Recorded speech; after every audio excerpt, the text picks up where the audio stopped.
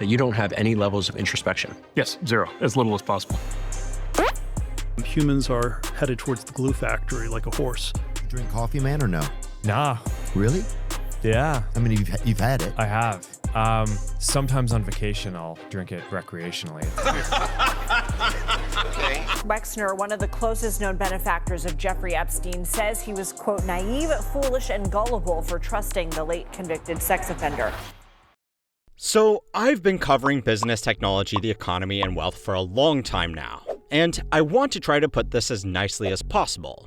But most of the richest people in the world today are kind of a bit weird. And yeah, I know, throughout history there has always been the trope of the eccentric billionaire, and these stereotypes existed for a reason. But like, even just a generation ago, most of the rich list was made up of pretty boring businessmen at the top of pretty boring businesses. Today, if you are in the Bloomberg Top 100 and you haven't written a manifesto about the future of the human race, you're kind of the odd one out. I really wanted to figure this out because I think this strangeness is an important piece of context for all of the other videos I make. Because, well, like it or not, these guys have a disproportionate impact on the modern economic landscape we all have to live in. Now, like always, I know it'd be really easy and probably a lot more fun to just spend the next 10 minutes looking at strange out-of-touch billionaires saying strange out-of-touch things. But to actually get something meaningful out of this exercise, I think we need to break this issue down into a few possible explanations and also challenge those explanations by asking if rich people really have become more strange or if modern media has just made it easier to see how strange they have always been. Alright, so the first possible explanation is what I personally like to call the great filter of wealth. At some point in their lives, every single one of the richest people in the world today has been offered a life-changing amount of money to sell their business and walk away forever, half of them just from Yahoo alone. All of these guys could have easily spent the remainder of their years in absolute luxury with no stressors, commitment, or public notoriety. They still would have been able to afford to fly private, buy super yachts, and travel the world even with just the early offers they had received for their businesses. But when given this option, they actively chose to remain in their offices, living a life of constant stress, deadlines, and public disapproval. So maybe we shouldn't be surprised that the people that chose to cling on to corporate power and spending their days in Senate testimonies naturally have a predilection to imposing their will and getting involved in politics. Micron is now one of the most valuable companies on the planet, but you almost certainly can't name its founders despite all of them still being alive. In fact, they are so low profile that they don't even have a Wikipedia page. The only reason we really know about these guys in particular is because they all chose to stay when they had a very compelling option to walk away. Now, to be fair, this is not normally what happens. Most normal founders naturally get filtered out in the process of corporate growth, which means that the ones that remain are statistically highly distilled oddities. The classic example is to compare someone like Tom from MySpace to Zuck from Facebook. On the surface, they were building very similar companies. Both social networks, both growing fast, and both raising a lot of money. But the difference is Tom sold MySpace to News Corp for $580 million, and by most accounts, he is doing what any normal person would do with that kind of money at that age. Traveling the world in total luxury, doing his photography, and spending his days far away from an office. Zuck was offered $1 billion by Yahoo in 2006, where he reportedly walked into the board meeting and said, "This is kind of a formality, it shouldn't take more than 10 minutes. We're obviously not going to sell here." This also would have been a really easy exit. According to reports of the event, his entire management team wanted him to take the money, and when he didn't, the board tried to fire him and most of the leadership left. But he stayed, because to him, running a social media company was more important than $1 billion, at 22. If you filter out everyone who would be happy walking away with $10 million, and then $100 million, and even $1 billion, all you are going to be left with is people who will never be satisfied with anything. Noam Wasserman at Harvard studied 10,000 startups over a decade and found exactly this. He calls it the rich versus king dilemma. Certain founders will actively forego enormous financial rewards to keep control over what they see as their empire. And this filter has only gotten more extreme as it's becoming even easier to get that bag and get out. Global private equity deal volume hit nearly $2 trillion in 2025, which obviously has its own problems. But it means it has never been easier for a founder to cash out at any point in their company's growth. Of course, this trend is particularly true in tech. Tech companies scale fast, enjoy very strong valuations, and they can, and have, made people generational fortunes in their early 20s. As of today, the top 8 spots on the Bloomberg Billionaires Index are all tech founders. And that might be part of the reason why it seems like the super rich are getting stranger. 40 years ago, most of the largest fortunes came from industries that were very traditional and relationship-based. The typical kind of person who thrived in manufacturing, oil, shipping, retail, or construction was generally a person who understood people, someone who could, when necessary, delegate, negotiate, and schmooze. Tech removed a lot of those barriers and has actually gone the other way to almost make socially awkward behavior a prestige signal of misunderstood genius.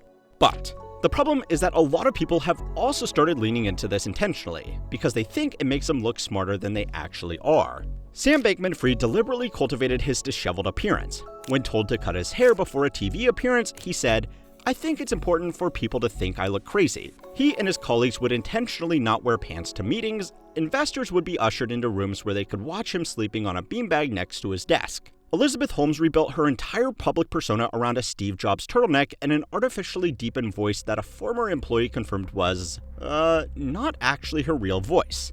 These two were obviously outright frauds, but even in legitimate businesses, being the unquestionable awkward genius is a great way to gloss over hard questions and make people assume you must know what you are talking about. Academics Heather Mendick, Kim Allen, and Laura Harvey examine this exact phenomenon in what they have dubbed the geek celebrity, an identity that bundles highly intelligent and socially awkward into a single package. And because tech is still seen as a geeky field, we have culturally come to expect that social awkwardness goes hand in hand with high performance.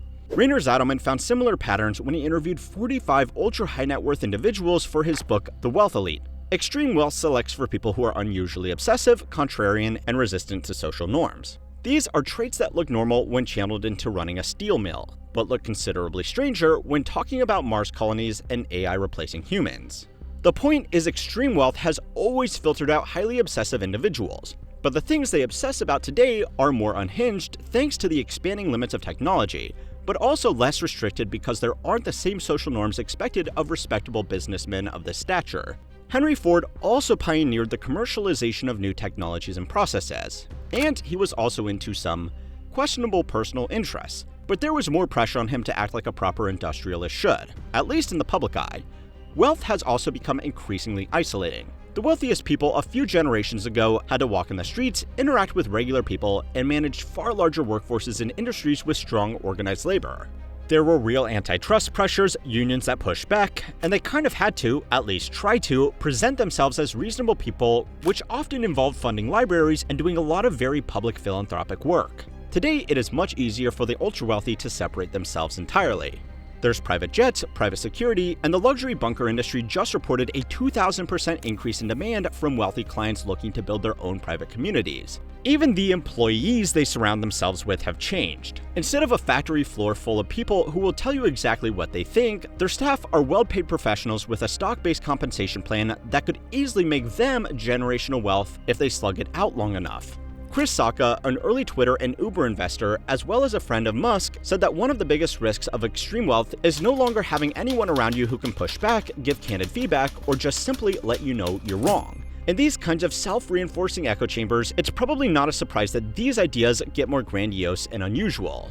Someday we'll be talking not about fusion or whatever, but about the Dyson sphere, and that'll be awesome too. Yeah. This is a point in time, whatever feels like abundant energy to us will feel like not nearly enough to our great-grandchildren, and there's a big universe out there with a lot of matter. So yeah, another big problem is that we just see a lot more of these people today. Social media, podcasts, and the whole ecosystem that these people have helped create has meant that major business leaders and all of their respective brain farts are far more accessible to average people than they have ever been. In the past, most significant business leaders only interact with the public through very carefully curated press releases and prepared statements. There were still eccentric individuals, Howard Hughes being the obvious example. And I'm sure a lot of robber barons got up to some weird stuff behind closed doors we just didn't see. But that doesn't necessarily mean that the modern crop of mega billionaires are just the victim of an unflattering limelight. Their decisions to be sought out in public are very much a calculated move. The reason these tech leaders do so many podcasts and post so many tweets is because it is a very effective way to get attention for their projects. And especially amongst the up-and-comers, that has become a bit of a race to say the wildest shit possible to stand out amongst everybody else who is announcing that they are going to put AI-powered post-humanity colonies on Venus by Q1 2027. And I'm like, only half joking. The biggest fan of your ex posts. I don't know why, because apparently you have really hot takes on X. Is that like the I case? should post a lot on X, yeah. Is there a formula? Is there a strategy to that? Or? No. No, definitely no strategy. It's all just like SF tech culture discourse. Technology in particular has a highly developed venture capital system with more than enough money to fund most startups. The challenge for a lot of people is just getting their attention, and in the modern algorithm platform economy, anything that can get attention will get made. In the past, financing a new business normally meant going to a more established financial institution, and proving you were a safe, dependable businessman opening a safe, dependable business. Writing a manifesto back then would probably be disqualifying as opposed to door opening like it is today. This process eventually means that from the ground up, a lot of people who have said a lot of strange things eventually get the opportunity to become wealthy in the first place. It's a pretty simple recipe to cook up some strange people. From the market's point of view, things are working exactly as intended. But go and watch this video next to see what happens when these people actually get access to practically unlimited resources and why they almost invariably do the wrong things with them. And don't forget to like and subscribe before I get demonetized.